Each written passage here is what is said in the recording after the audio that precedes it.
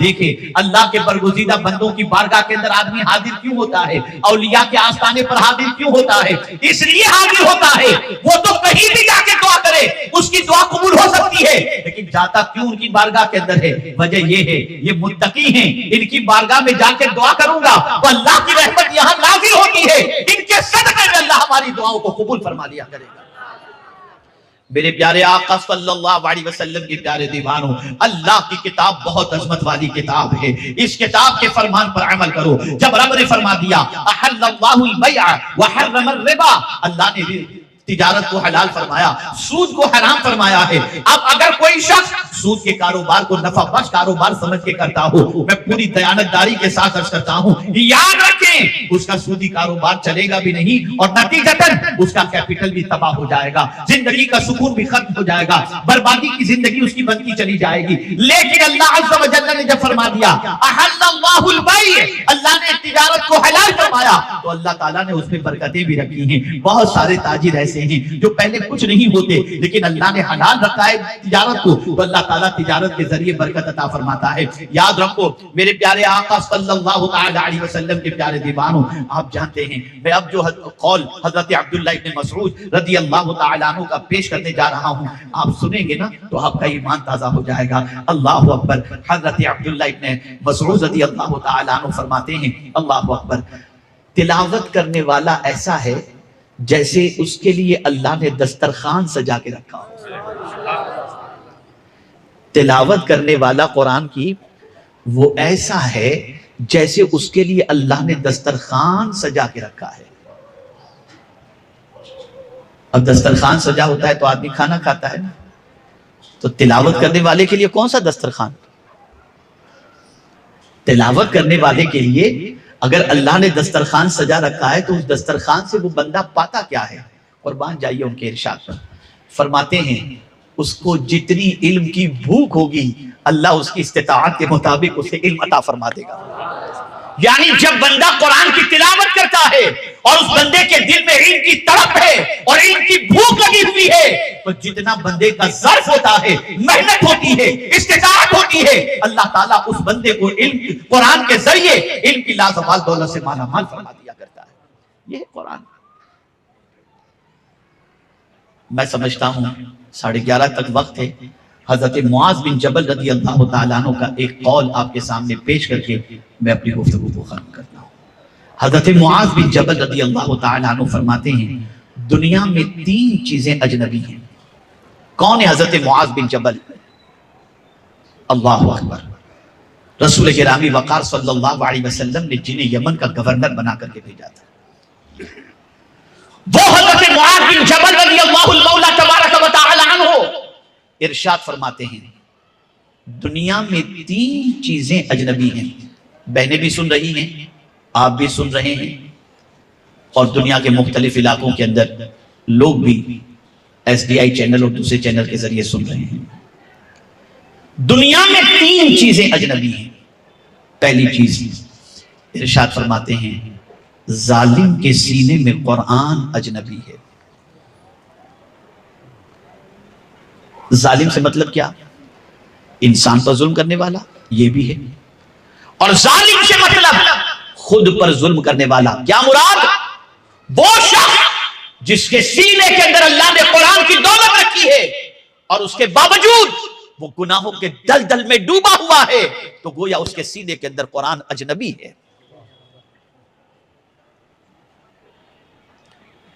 اس نے قرآن کی عظمت کو نہیں سمجھا۔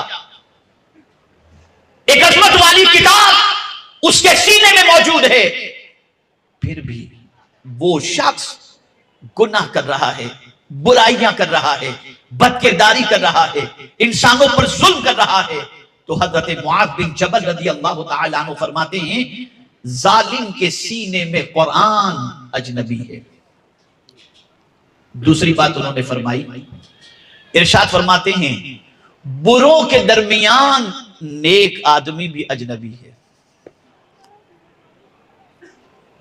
اب اس کو آپ سوسائٹی میں دیکھ سکتے ہیں، معاشرے کے اندر اس کا جائزہ لے سکتے ہیں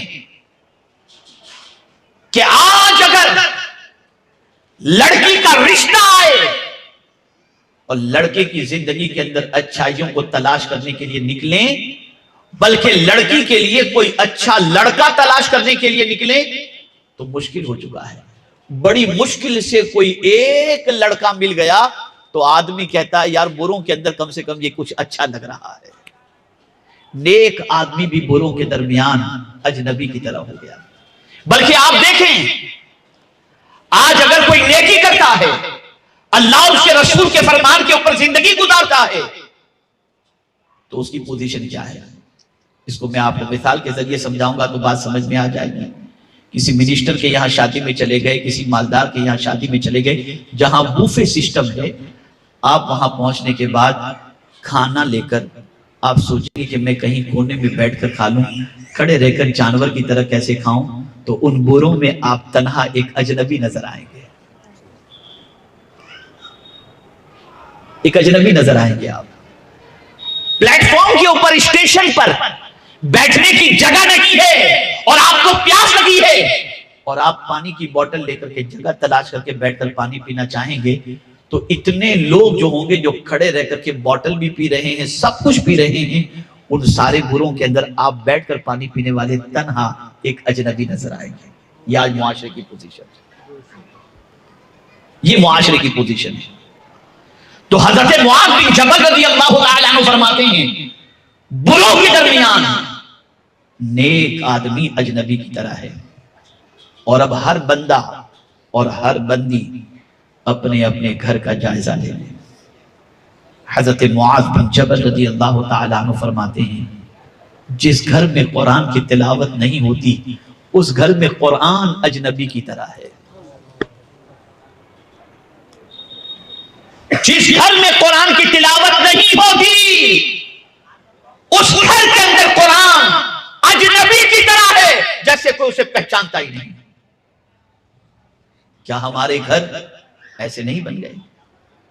کیا آج ہمارے حالات ایسے نہیں کہ وہ کتاب جس کو دیکھنا عبادت، وہ کتاب جس کو چومنا عبادت، وہ کتاب جس کو پڑھنا عبادت، ہم نے اتنا زیادہ اس کتاب کا ادب کیا کہ اتنی بلندی پر رکھ دیا ہے کہ غلطی سے بھی ہاتھ نہ پہنچ سکے۔ اے رسول گرامی وقار صلی اللہ تعالی علیہ وسلم کے دیوانوں، اللہ کی کتاب سے اپنے تعلق کو مضبوط کرو۔ اور یہ الفاظ جو اس وقت آپ کی نگاہوں کے سامنے نظر آ رہے ہیں، جنہوں نے اپنے سینے میں قرآن کو محفوظ کیا ہے، جنہوں نے قرآن یاد کر لیا ہے، آقا کریم صلی اللہ علیہ وسلم کی ایک حدیث فقیہ ابو اللیث سمرقندی رحمت اللہ تعالی علیہ نے ذکرہ للذاکرین کے اندر نقل فرمائی، جب میں آج اسے پڑھا تو طبیعت مچل گئی اور جی میں آیا کہ کاش ہر گھر کے اندر اللہ حافظ قرآن بچے پیدا فرما دے۔ جانتے حضور کیا فرماتے ہیں؟ حضور صلی اللہ علیہ وسلم ارشاد فرماتے ہیں جس شخص کے سینے میں، بہت غور سے سنیے گا، میں کتاب کا ریفرنس بھی دے رہا ہوں، جس کو تنبیہ الغافلین اردو میں کہتے ہیں یہ کتاب، اور ذکرہ للذاکرین اس کا عربی نام ہے، فقیہ ابو اللیث سمرقندی رحمت اللہ تعالی علیہ کی کتاب۔ انہوں نے آقا کریم صلی اللہ علیہ وسلم کا یہ ارشاد نقل فرمایا ہے، فرماتے کہ رسول اعظم صلی اللہ علیہ وسلم نے ارشاد فرمایا جس کے سینے میں قرآن محفوظ ہے، یعنی جو حافظ قرآن ہے، جو حافظ قرآن ہے، اس حافظ قرآن کے والدین کو قبر میں اللہ عذاب دینے میں تخفیف فرماتا ہے، یہاں تک کہ اس حافظ قرآن کے ماں باپ اگر کافر بھی ہیں تو اللہ ان کے عذاب میں بھی تخفیف فرما دیتا ہے۔ بچہ حافظ قرآن ہے اور ماں باپ گناہوں کی وجہ سے قبر میں عذاب میں گرفتار ہیں تو اللہ تعالیٰ حافظ قرآن بچے کے عوض کے اندر ماں باپ کے عذاب کے اندر تخفیف فرما دیتا ہے۔ آپ اندازہ لگائیں، پھر حضور صلی اللہ علیہ وسلم نے فرمایا اگر ماں باپ کافر بھی ہو تو اللہ ان کے عذاب میں تخفیف فرما دیتا ہے۔ پتہ چلا کہ قرآن کی عظمت بہت الفوادہ ہے، قرآن بہت عظمت والی کتاب ہے۔ اے رسول اعظم صلی اللہ تعالی علیہ وسلم کے دیوانوں، وقت کی قلت دامن گیر ہے، ورنہ میں اس موضوع پر مزید تفصیلی خطاب آپ کے سامنے کر سکتا، لیکن چونکہ ابھی دستار بندی بھی ہونی ہے اور 11:30 تک صلاۃ و سلام اور دعا کے ساتھ اس اجتماع کو اختتام تک لے جانا ہے، اس لیے میری گزارش ہے، بس یہ نصیحت یاد رکھیں، یہاں سے اٹھے، میری گزارش ہے ٹی وی کو اجنبی بنا دو، قرآن کو اجنبی مت بناؤ. ٹی وی روز بولتے ہو اٹھ کر سونے سے پہلے ٹی وی اے ریموٹ کہاں ہے، ریموٹ کہاں ہے، ریموٹ کہاں ہے، بس جلدی سیل ڈالو اس کے اندر، ارے خراب ہو گیا، ٹی وی خراب ہو گیا. یہ حال ہو چکا ہے. قرآن پڑھا ہوا انتظار کر رہا ہے کہ کوئی مجھے چھوئے، کوئی مجھے پڑھے. ہمارے گھروں کے اندر آج قرآن اجنبی کی طرح ہو گیا. یاد رکھو جس گھر میں قرآن کی تلاوت نہیں ہوتی، قرآن اللہ کی بارگاہ میں اس کے لیے شکایت کرتے ہوئے عرض کرتا ہے اللہ اس نے میری تلاوت سے اپنے گھر کو محروم رکھا تو اپنی برکتوں سے اسے محروم رکھا. قرآن پڑھو.